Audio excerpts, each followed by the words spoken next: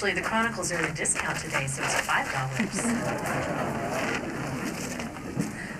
Thank you, Phil. It is a pleasure to be here with you today to celebrate the dedication of this memorial to the brave men of this area who fought with valor in a far distant land 100 years ago.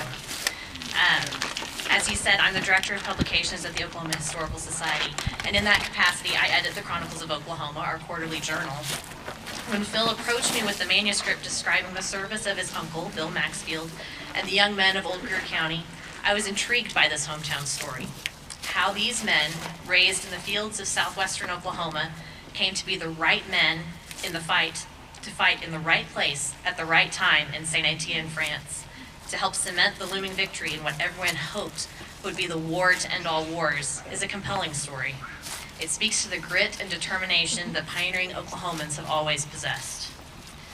It was natural that these men, the men of the 132nd Machine Gun Battalion, 36th Infantry Division, should be honored with a marker that would remind future generations of Oklahomans what they sacrificed a century ago on the fields of France.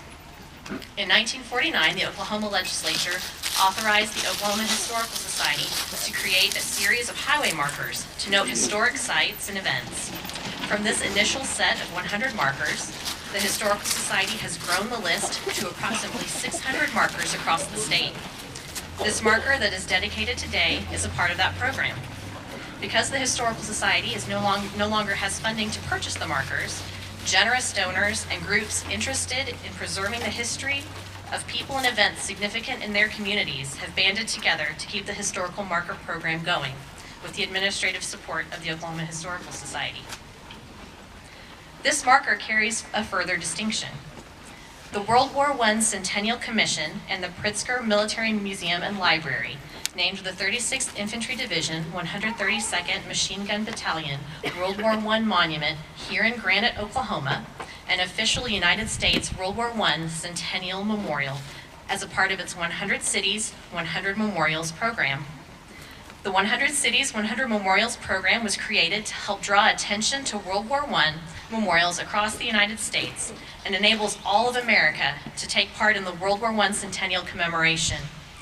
This initiative is meant to unite the nation in a collective celebration of our victory in World War I and to properly recognize the contributions of those who served and those who made the ultimate sacrifice in defense of freedom.